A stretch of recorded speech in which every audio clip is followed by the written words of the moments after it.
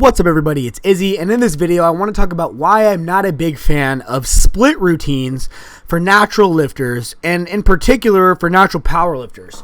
So a lot of people know that after you train, muscle protein synthesis is elevated above baseline, and all that really means is that dietary protein is converted into new muscle tissue at a higher rate for a certain period of time after you lift weights. And we all know that. I mean, that's why people lift weights, is because it makes their muscles bigger. But what a lot of people don't know is that it's not as elevated for as long as you would think. So in novice athletes, you might get elevation above baseline for 42 to maybe 72 hours, depending upon how hard the novice trained, how untrained they are, if it was new movements, and factors of that nature. But it's not going to be elevated for weeks at a time, like some people may mistakenly think. Now, on the other hand, when you have talking about advanced athletes or athletes who are working on a movement that they've done for a long time and thus are very trained with, they have a high degree of, they've already adapted to the movement that they're doing. It's not uncommon for muscle protein synthesis to remain elevated for only, 12 to 24 hours, which is not long at all. And before anybody thinks that I'm saying this means that you should train every single day, that doesn't quite work out that way, because there are a great deal of lifts and muscle groups that if you apply an overloading event, it's going to take longer than 1 day to recover from. And there's a lot of factors that go into how fast you're going to recover from an overloading event. How big was the overloading event? Did you do a shitload of volume or not? Are you already very well trained? If you're very well trained, it can take you longer or shorter in some cases to recover.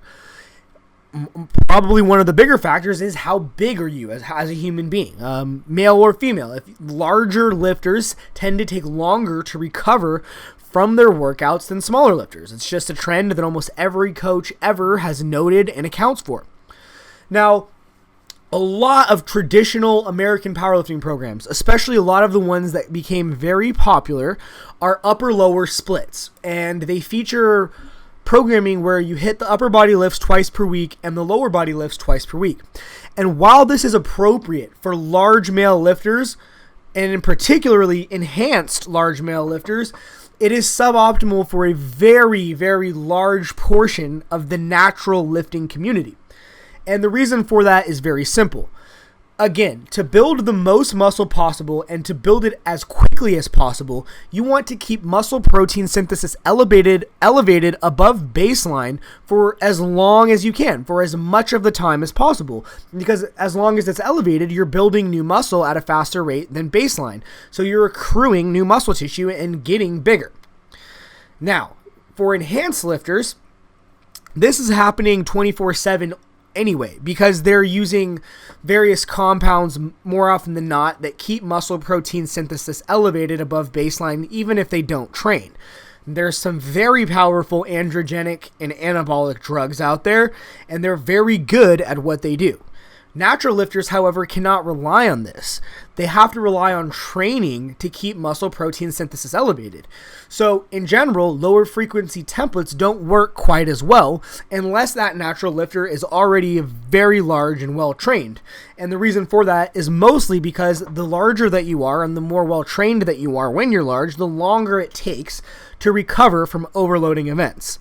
So with the exception almost primarily of large male lifters, these upper-lower splits are simply not enough frequency to optimize muscle mass gains in the vast majority of lifters. In fact, they're really only appropriate for, like I said, advanced large male lifters. And most of you are not that. You are people who are newer to the sport, who are still building your base, or if you're at all female, it's just not going to be enough. So that's where I generally don't like upper-lower splits. Now, it's not that there's anything inherently wrong with them. It's just that most males who are newer to the sport need to bench or do some sort of upper body work 3 to 4 times per week. Most females need to do upper body work anywhere from, 3 to 6 times per week. Now, most males probably can make really good progress training their lower body only twice a week, but there's a large portion of them, especially newer and smaller lifters, who will make better progress training their lower body 3 times per week. And of course, if you're following the trend here, there's an enormous portion of females who will make their best gains in terms of lower body training that 4, 5, 6 times per week as well.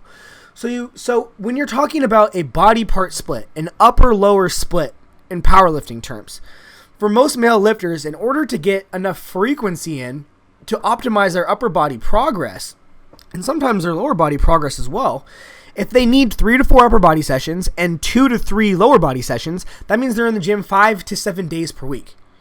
And for most people, even if they're shorter sessions, that's just not really a lifestyle that's realistic.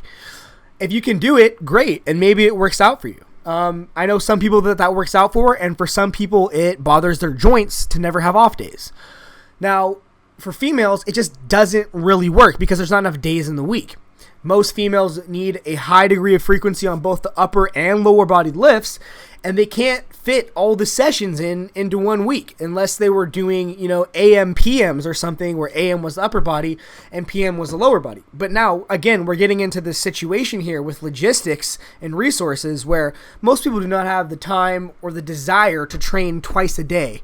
So it just simply is more convenient and works better for the vast majority of people's lifestyle to have a full body routine where they're training 4 or 5 days per week and doing some sort of upper body or lower body movement on almost all of those training days. So there's nothing inherently wrong with upper or lower splits that have you doing 2 upper body sessions per week and 2 lower body sessions per week. It's just that they were generally designed by and for large, enhanced male lifters. And while this demographic is sort of the pinnacle, I guess, in some ways of old school powerlifting, in today's world of powerlifting where there's a larger amount of naturals and smaller lifters and people who aren't 250 pounds relatively lean, and where more females are competing than ever before, just recommending these programs to everyone isn't, in my opinion, the best way to go. And again, to keep it really simple, the reason for that is that in order to keep muscle protein synthesis elevated above baseline for as much of the week as possible, most natural lifters, excluding large males and some large females, are going to do better with more frequency. They're going to build more muscle and they're going to build it faster. Anyways, my friends, I hope you have a nice day and good luck with your training. Peace.